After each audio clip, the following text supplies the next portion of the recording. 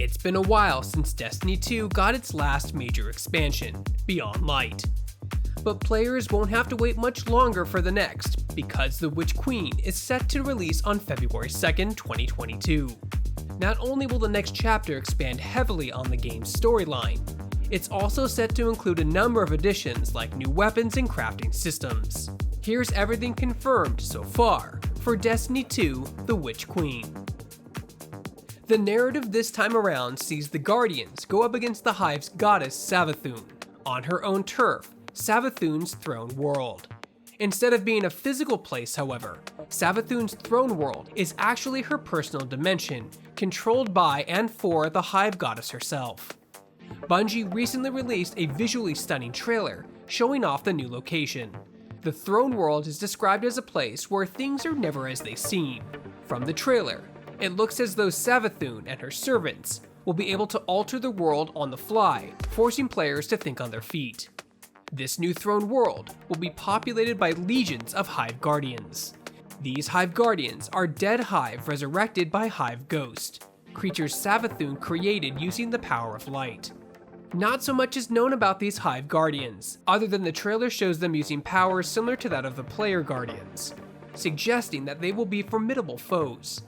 Players will have to kill their Hive Ghost as well to stop them from constantly resurrecting. One of the most intriguing additions coming to Destiny 2 with the Witch Queen expansion is the new glaive category of weapons. While other melee weapons force the player into a third-person perspective, the player will remain in first person when using the glaive. Players using a glaive can expect stacking combos, as well as mid-range energy bursts to attack enemies out of swinging distance. Players who want to try out the glaive won't be able to just find it from looting dead Hive Guardians. Instead, they'll have to craft it. Crafting is not only being added into Destiny 2, but made integral to obtaining weapons in the Witch Queen expansion. Crafting will be the primary way to get throne world weapons like the glaive, and it will allow players to effectively re-roll gear for better stats. Bungie has stated that players will be able to use a combination of mods, shaders, and stat pools to customize their weapons. We don't have much information as how this crafting system will work just yet, or what types of materials certain weapons will require. However, we know from last year's Destiny 2 showcase that crafted weapons will become more powerful over time as players use them.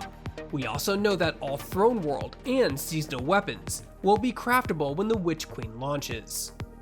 For players seeking an extra difficult experience, the Witch Queen will introduce a legendary difficulty mode to the game. Enemies in this mode will deal significantly more damage to players, making the respawning Hive Guardians a far more considerable threat. Respawning will also be restricted in this mode, and the overall difficulty will scale depending on how many Guardians are in your fire team.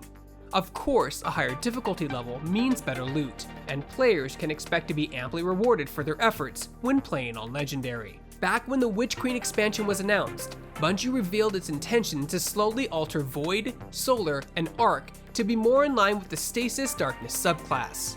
With this next expansion, Bungie is planning on tackling changes to Void. A new set of keywords will be implemented across the Void subclasses, just like how Stasis utilizes Slow, Freeze, and Shatter. Here's what these new keywords entail. Suppression stuns enemies. Weaken slows enemies, causes them to take increased damage, and decreases their accuracy. Volatile. Target will explode upon taking additional damage or dying. Void Overshield. Creates a barrier that reduces damage taken. Invisibility. Players become invisible to enemies. Devour. Kills restore health, grant grenade energy, and extend ability duration. Currently, one new raid and 2 new dungeons have been announced for the Witch Queen expansion. The new raid will be released alongside the expansion and will be free to all players. The 2 new dungeons will be released over the course of 2022 and require the deluxe edition to access. At the same time, players will be treated to a weekly rotating list of raids and dungeons, both new and old. All we know so far is that the new raid will take place in the swamps of Savathun's throne world. Players will enter a sunken pyramid, where they will encounter an imprisoned ancient danger. While it would be nice for the Witch Queen to just bring in new additions, sadly some content needs to be shelved to make room. All of Tangled Shore, including its locations, will be sent to the vault on February 2nd. Everything except the Warden of Nothing's Strike, that is. The Warden of Nothing will be added to the Legends area in the Director. Seasonal content from the past 4 seasons will also be booted from the game, including their narratives, activities, and locations.